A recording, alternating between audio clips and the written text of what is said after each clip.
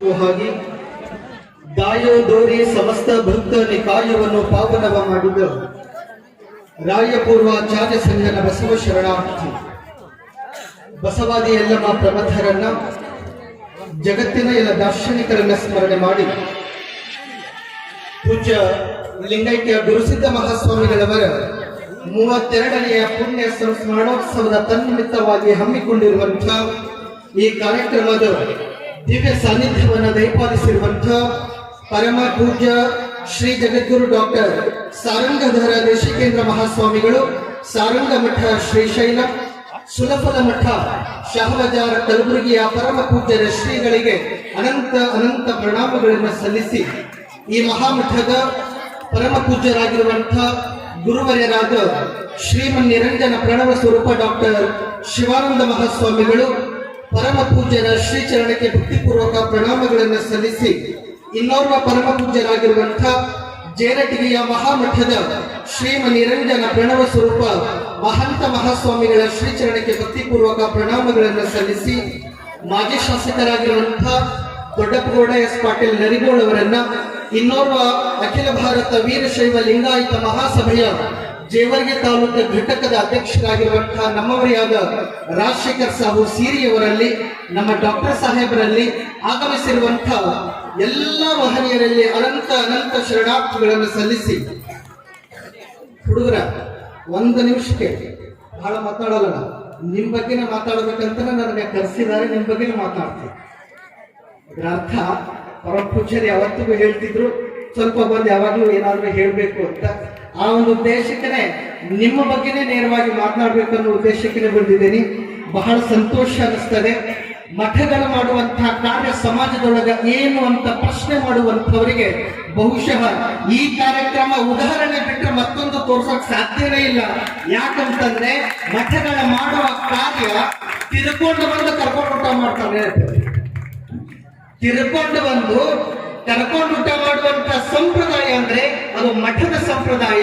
ಹಳ್ಳಿ ಹಳ್ಳಿಗಳಿಗೆ ಹೋಗೋದದ, ಮನೆ ಮನೆಗಳಿಗೆ ಹೋಗೋದದ, ಮನಗಳಿಗೆ ಮುಟ್ಟುವುದದ, ಆ ಮನದೊಳಗಿರುವ ಕೊಳೆಯನ್ನ ತೊಲಗಿಸೋದದ, ಆ ಮನದ ಕೊಳೆಯನ್ನ ತೊಲಗಿಸುವುದರ ಮೂಲಕ ಭಕ್ತಿಯ ಬೀಜವನ್ನು ಬಿತ್ತಾ ಇರುವಂತಹ ಡಾಕ್ಟರ್ ಶಿವಾನಂದ ಮಹಾಸ್ವಾಮಿಗಳವರ ಕಾರ್ಯ ನಾವೆಲ್ಲರೂ ಮೆಚ್ಚಲೇಬೇಕು, ಹಾಡಿ ಹೊಗಳಲೇಬೇಕಾಗಿರುವಂತಹ ಕಾರ್ಯ. ಅದಕ್ಕಾಗಿನೇ ಮರಕ್ಕೂ ಮಠಕ್ಕೂ ಬಹಳ ವ್ಯತ್ಯಾಸವಿಲ್ಲ. ಮರ ಬರಿತೀರಿ, ಮರ ಬರದ ಮೇಲೆ ಮರ ರ ಅನ್ನೋ ಪದದೊಳಗ ಒಂದು ಡಾಟ್ ಇಟ್ಟು ಬಿಡುತ್ತೀರಿ, ರ ಅನ್ನೋ ಪದದೊಳಗೆ ಒಂದು ಡಾಟ್ ಇಟ್ಬಿಡ್ತೀರಿ, ಅದು ಮಠ ಆಗಿಬಿಡ್ತದೆ. ಒಂದು ಮರ ಬಹಳ ಚಲೋ ಬರೀತಾರೆ ಶಾಹಿರಿ ಕವಿಯಾಗಿರುವಂತಹ ಇಟಗಿ ಈರಣ್ಣನವರು ಎಷ್ಟು ಚಲೋ ಬರೀತಾರಂದ್ರ, 100 ವರ್ಷ ನೆರಳಾಗಿ ನಿಂತ ಮರ, 100 ವರ್ಷ ನೆರಳಾಗಿ ನಿಂತ ಮರ ತಲೆಯಾಗಿ ಉಳಿಯಿತು 1000 ವರ್ಷ, ತಲೆಯಾಗಿ ಉಳಿಯಿತು 1000 ವರ್ಷ. 3 ವರ್ಷ ಆಳಿದ ಅರಸ, 3 ವರ್ಷ ಆಳಿದ ಅರಸ ಹೆಣವಾಗಿ ಉಳಿಯಲಿಲ್ಲ 3 ದಿವಸ ಅಂತ ಬರೀತಾರ. ಈ ಬದುಕಿನೊಳಗೆ ಏನಾದ್ರೂ ಮಾಡಬೇಕಾಗಿರುವುದಾದ್ರೆ ಅದು ಮಠಗಳೇ ಮಾಡ್ತಿದೆ ಅಂತ ಬಹಳ ಬಹಳ ಬಹಳ ಹೆಮ್ಮೆಯಿಂದ ಹೇಳಿಕೊಳ್ಳುವಂತಹ ಮಾತಾಗಿದೆ. ಅಂತ ಎಲ್ಲ ಕಾರ್ಯಕ್ರಮ ಪುಣ್ಯ ಸ್ಮರಣೆ ಅಂದ್ರೆ ಹಾಗಿರ್ತದೆ. ಯಾವತ್ತಿಗೂ ಪಾಪ ಸ್ಮರಣೆ ಅಂತ ಇಲ್ಲಿವರೆಗೂ ಯಾರು ಕರೆದಿಲ್ಲ, ಮಾಡಿದೂ ಇಲ್ಲ. ಯಾಕಂದ್ರೆ ಮಾಡ್ಯಾರಂತ್ರಿ ಮಾಡೋದು ಇಲ್ಲ. ಯಾಕೆ ಮಾಡಲ್ಲ ಅಂತಂದ್ರೆ ಆ ಪದದೊಳಗೆ ನಾವು ತೆಗೆದು ಹಾಕಿಬಿಡ್ತೀವಿ. ಎಲ್ಲಿ ಪುಣ್ಯದ ಸಂಗ್ರಹ ಗಂಟು ಆ ಕೊಡದೊಳಗೆ ತುಂಬಿದಾಗ ನೀರು ಹಾಗೆ ಉಕ್ಕಿ ಬರುತ್ತದೋ ಹಾಗೆ ಈ ಪುಣ್ಯದ ಗಂಟು, ಪುಣ್ಯದ ಕೊಡ ತುಂಬಿದ ಮಾತ್ರ ಅಲ್ಲಿ ಪುಣ್ಯ ಸ್ಮರಣೆ ನಡೀತದ, ಹೊರತಾಗಿ ಮತ್ತೆಲ್ಲೂ ನಡೆಯಲ್ಲ ಅನ್ನುವಂಥದ್ದನ್ನ ನಾವೆಲ್ಲ ಗಮನಿಸಬೇಕಾಗ್ತದೆ. ಅಂಥ ಗುರುಸಿದ್ಧ ಮಹಾಸ್ವಾಮಿಗಳವರ 32ನೆಯ ಪುಣ್ಯ ಸ್ಮರಣೋತ್ಸವದ ಶುಭ ಗಳಿಗೆಯೊಳಗ ನಾವು ನೀವುಗಳೆಲ್ಲ ಭಾಗಿಯಾಗಿದ್ದೇವೆ. ನಿಮಗಳೆಲ್ಲರಿಗೂ ಒಂದು ಮಾತನ್ನ ಹೇಳಕ್ ಇಚ್ಛಾ ಪಡ್ತೇನೆ. ಓದಬೇಕು ಓದಬೇಕು ಓದಬೇಕು, ಎಲ್ಲಿವರೆಗೂ ಓದಬೇಕು ಅಂತಂದ್ರ ಇವತ್ತಿನವರೆಗೂ ನೀವು ತಿಳ್ಕೊಂಡಿರ್ಬೇಕು. ಓದಿ ಓದಿ ಓದಿ ಹುಚ್ಚಾಗಂಗದೀವಿ ಅಂತ ಯಾರಾದ್ರೂ ಅಂತಾರೆ? ಅಂದಿದ್ರೆ ಕರ್ಕೊಂಡು ಉತ್ತರ ಕೊಡ್ತೀವಿ, ಅನ್ನಕ್ಕೆ ಸಾಧ್ಯನೇ ಇಲ್ಲ. ಮೊಬೈಲ್ ನೋಡಿ ನೋಡಿ ನೋಡಿ ಹಾಗೇನಲ್ರಿ? ಮೊಬೈಲ್ ಹಿಂಗೆ ಕಿವಿಯೊಳಗೆ ಇಟ್ಕೊಂಡು ಒಂದೇ ಬೈಕ್ ಮೇಲೆ ಕೈ ಇರಿಸ್ಕೊಂತ ಸ್ಟೈಲ್ ಮಾಡಿ ಹೋದವರು ಮಣ್ಣಾಗ ಹೋಗ್ಯಾರ. ಆದ್ರ ಓದಿ ಓದಿ ಓದಿ ಯಾರೂ ಹುಚ್ಚರಾಗಿಲ್ಲ. ನಾವು ತಿಳ್ಕೊಬೇಕಾಗಿರುವಂತಹದ್ದೇನು ಅಂದ್ರ ಎಷ್ಟು ಓದಿದ್ರು ಕಡಿಮೆ ಕಡಿಮೆ ಕಡಿಮೆ ಅನ್ನೋ ರೀತಿ ಒಳಗ ಓದಬೇಕಾಗದ. 1972 ಇಸ್ವಿಯೊಳಗ ಯುದ್ಧ ನಡೀತದೆ. ಭಾರತ ಮತ್ತು ಪಾಕಿಸ್ತಾನ ಯುದ್ಧ ನಡೆದಾಗ ನೆನಪಲ್ಲಿಟ್ಕೊಳ್ಬೇಕು, ಆ ಯುದ್ಧ ನಡೆಯುವಂತಹ ಕಾಲಕ್ಕ ಯುದ್ಧದ ಟ್ಯಾಂಕರ್ ಅನ್ನು ಚಲಾಯಿಸ್ತಾ ಇರುವಂತಹ ಓರ್ವ ಡ್ರೈವರ್ ಎಲ್ಲ ಸೈನಿಕರಿಗೆ ಪ್ರಸಾದ ಊಟವನ್ನು ತೆಗೆದುಕೊಂಡು ಬರಬೇಕು ಅಂತ ಹೋಗ್ತಾರ. ಊಟ ತೆಗೆದುಕೊಂಡು ಬರುವುದ್ರ ಒಳಗಾಗಿ ಎಲ್ಲ ಸೈನಿಕರು ಮಡದಿರ್ತಾರ, ವೀರ ಮರಣವನ್ನಪ್ಪಿರ್ತಾರ. ಡ್ರೈವರ್ ಬಂದು ಹುಡುಕ್ತಾನ, ಯಾರ್ಯಾರ್ಯಾರು ಸಿಗಂಗಿಲ್ಲ, ಎಲ್ಲರೂ ವೀರ ಮರಣವನ್ನಪ್ಪಿದಾರ. ಆ ಕ್ಷಣಕ್ಕೆ ಚಾಲಕ ಯೋಚನೆ ಮಾಡ್ತಾನ. ಏನು ಯೋಚನೆಯನ್ನು ಮಾಡ್ತಾರಂದ್ರೆ, ಹೇ ಭಾರತ ಮಾತೆ, ಈಗೆಲ್ಲ ಸೈನಿಕರನ್ನ ಕರೆದುಕೊಂಡಿದೀಯಾ, ಆದ್ರೆ ನನ್ನನ್ನು ಮಾತ್ರ ನೀನು ಬಿಟ್ಟಿದೀಯಲ್ಲ ಅನ್ನೋ ಮಾತು ಹೇಳಿದಾಗ ಆ ಕ್ಷಣಕ್ಕೆ ಯೋಚನೆ ಮಾಡ್ತಾನ, ತಾಯಿ ಭಾರತಿ, ನೀನು ನನ್ನನ್ನು ಉಳಿಸಿದೀಯ ಅಂದ್ರೆ ಸುಮ್ಮನೆ ಉಳಿಸಿಲ್ಲ, ಏನಾದ್ರೂ ಒಂದು ಕಾರ್ಯವನ್ನ ಮಾಡಿಸ್ಬೇಕು ಅನ್ನೋ ಉದ್ದೇಶಕ್ಕೆ ಉಳಿಸಿದೀಯ ಅಂದ್ಮೇಲೆ ಇದೋ ಕ್ಷಣ ಅಂತ ಹೇಳಿ ಅದೇ ಭಾರತ ಮಾತಿಗೆ ಭೂಮಿಗೆ ಪ್ರಮಾಣವನ್ನ ಕೊಡ್ತಾನೆ. ಪ್ರಮಾಣವನ್ನ ಕೊಟ್ಟು ತನ್ನ ಹುಟ್ಟೂರಿಗೆ ಬರ್ತಾನೆ. ಹುಟ್ಟೂರನ್ನ ದತ್ತಕ ಪಡ್ಕೊಳ್ತಾನೆ. ಇಡೀ ಹುಟ್ಟೂರಿನೊಳಗೆ ಯಾವ ಶೌಚಾಲಯವನ್ನ ಕಟ್ಟಿಸಿಕೊಂಡಿರಲಿಲ್ಲೋ ಬಯಲು ಶೌಚವನ್ನ ನಿರ್ಮೂಲನೆಯನ್ನು ಮಾಡ್ತಾನೆ. ಆ ಗ್ರಾಮದೊಳಗ ಬಾಲ್ಯ ವಿವಾಹವನ್ನು ನಿರ್ಮೂಲನೆ ಮಾಡ್ತಾನೆ. ಆ ಗ್ರಾಮದೊಳಗೆ ನಡೆಯುವಂತ ಅತ್ಯಾಚಾರ, ಅನಾಚಾರ, ಕಂದಾಚಾರಗಳನ್ನ ದೂರ ತೊಲಗಿಸ್ತಾನೆ. ಭ್ರಷ್ಟಾಚಾರ ವಿರೋಧಿ ಕಾಯ್ದೆಯನ್ನು ಜಾರಿಗೆ ತರಬೇಕು ಅಂತ ದೆಹಲಿಯೊಳಗ ಉಪವಾಸ ಸತ್ಯಾಗ್ರಹಕ್ಕೆ ಕೂರ್ತಾನೆ.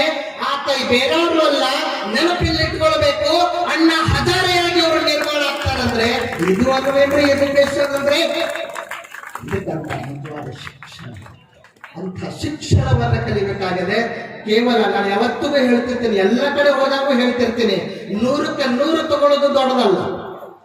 ಪರೀಕ್ಷೆ ಒಳಗೆ 100ಕ್ಕೆ 100 ತಗೊಳ್ಳೋದು ದೊಡ್ಡದಲ್ಲ. ಆ 100ರ ಆಚೆಗೂ ಒಂದು ಬದುಕದೆ ಅಂತ ಯಾರು ತಿಳ್ಕೊಂಡಿರ್ತಾರ ಅವರು ಮಾತ್ರ ನಿಜವಾದ ಶಿಕ್ಷಣವಂತರು ಅಂತ ನಾನು ಭಾವಿಸಿದ್ದೀನಿ.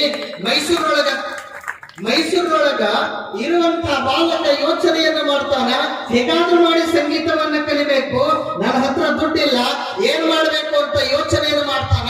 ಮನೆಯೊಳಗ ಯಾರಿಗೂ ಹೇಳುವುದಿಲ್ಲ. ಆತ ಹತ್ಕೊಂಡು ಬಿಡ್ತಾನ ಟ್ರೈನ್ ಅನ್ನ, ಹೊರಡುತ್ತಾನೆ ಬಾಂಬೆಗ.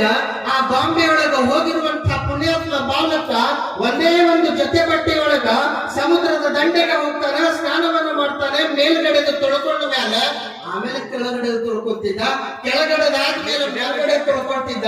ಕಾರಣ ಅವನ ಹತ್ರ ಇರೋದು ಒಂದೇ ಒಂದು ಜೊತೆ ಬಟ್ಟೆ. ಆ ಬಟ್ಟೆ ಮೇಲೆ ಜೀವನ ಮಾಡ್ತಾನೆ. ಆ ಜೀವನವನ್ನ ಮಾಡಿ ಯಾವುದೋ ಒಬ್ಬ ದೊಡ್ಡ ಸಂಗೀತಗಾರನ ಹತ್ರ ಹೋಗಿ ಸಂಗೀತವನ್ನ ಕಲಿತಾನ. ಇವತ್ತು ಆತನ ಸಾಧನೆಯನ್ನ ಇಡೀ ಜಗತ್ತು ಅಪ್ಪುಕೊಳ್ತಿದೆ.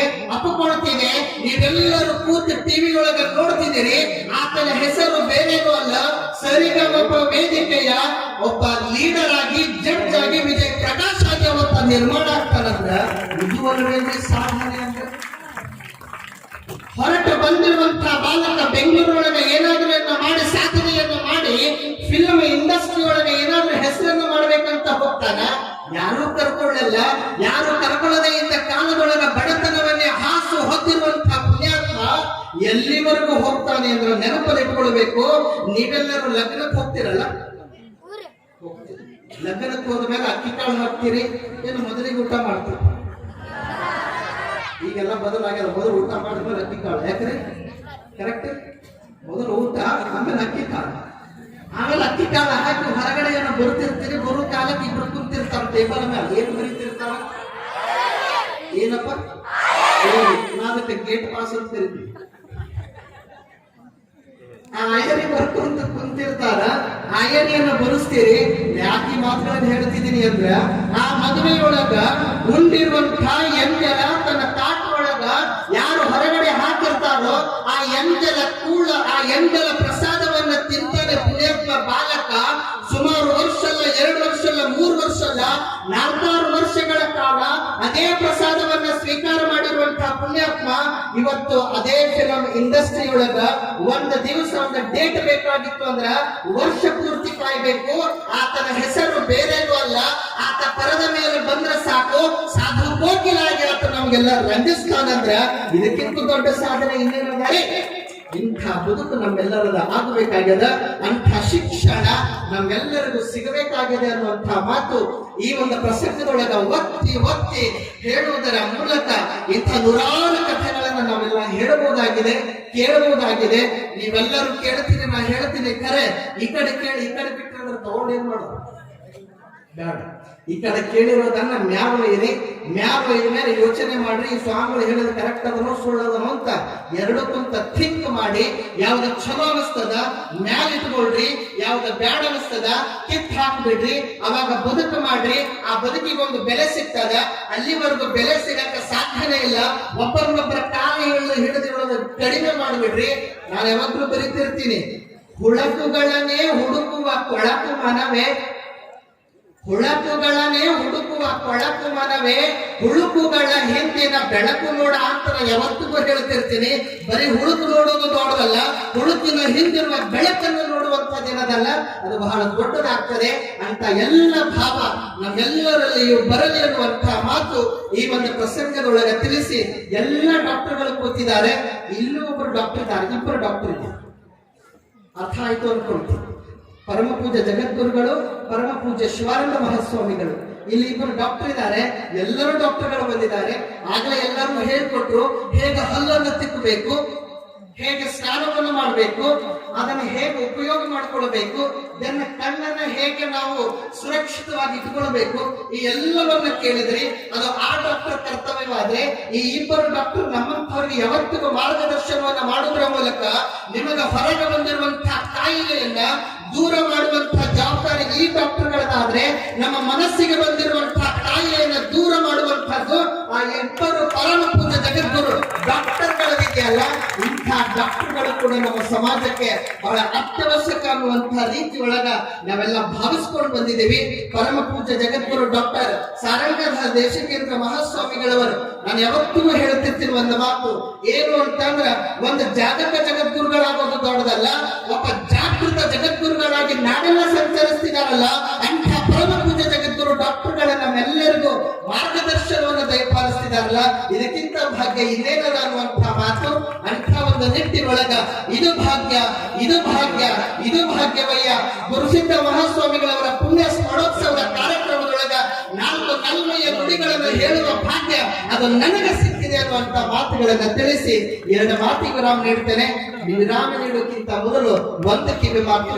ಓ ಮಲ್ಲಿಗೆ ಕಾಕಡ ನೀನು ಬಹಳ ಪಾಕಡ, ಕಣ್ಣು ಬಿಟ್ಟೆ ಗಡಗಡ, ಉದುರಿ ಬಿಟ್ಟೆ ಬಡಬಡ. ಹೇಳಿದ್ರಿ? ಓ ಮಲ್ಲಿಗೆ ಕಾಕಡ ನೀನು ಬಹಳ ಪಾಕಡ, ಕಣ್ಣು ಬಿಟ್ಟೆ ಗಡಗಡ, ಉದುರಿ ಬಿಟ್ಟೆ ಬಡಬಡ. ಒಂದು ದಿನದ ಜೀವನ, ಹೂವಿನ ಜೀವನ ಎಷ್ಟದ ರೀ? ಒಂದೇ ಜೀವನ, ಒಂದೇ ದಿನ ಅಲ್ಲ, ಒಂದು ದಿನದ ಜೀವನ. ಡಾಕ್ಟರ್ GS ಶಿವರುದ್ರಪ್ಪನವರು ಹೇಳ್ತಾರೆ, ಒಂದು ದಿನದ ಜೀವನ ಆದರೂ ನೀ ಪಾವನ, ನನ್ನ ಮನೆಯ ನಂದನ, ನಿನಗೆ ನನ್ನ ಬಂಧನ ಅಂತ ಆ ಹೂವಿನ ಬಗ್ಗೆ ಒಂದು ದಿವಸ ಹುಟ್ಟಿ ಒಂದೇ ದಿನದೊಳಗ ಮಣ್ಣಾಗುವಂತಹ ಹೂವು ಸಾರ್ಥಕತೆಯನ್ನ ಪಡ್ಕೊಳ್ತದ. ಅಂದ ಮೇಲೆ 100 ವರ್ಷ ಬದುಕುವಂತಹ ನಾವುಗಳು ಸಾರ್ಥಕತೆ ಪಡ್ಕೊಳ್ಳಿಲ್ಲ ಅಂತಂದ್ರ ಭೂಮಿ ಮೇಲ ಹುಟ್ಟಿದ್ದಕ್ಕೂ ಇಲ್ಲದಂಗ ಆಗೋದು ಬಿಡ್ತೀವಿ. ಇದ್ದು ಇಲ್ಲದಂಗ ಆಗೋದು ಬೇಡ, ಇದ್ದು ಇರ್ಲಾರ್ದಂಗ ಆಗೋದು ಬೇಡ. ಇರದೇ ಇದ್ದರೂ ನಮ್ಮ ಬದುಕು ಇರುವಂತಹ ಬದುಕು ನಮ್ಮೆಲ್ಲರದ ಆಗಲಿ ಎನ್ನುವ ಮಾತುಗಳನ್ನ ತಿಳಿಸಿ 2 ಮಾತಿಗೆ ವಿರಾಮ ನೀಡ್ತೇನೆ. ಜೈ ಗುರು ಬಸವೇಶ್ವರ.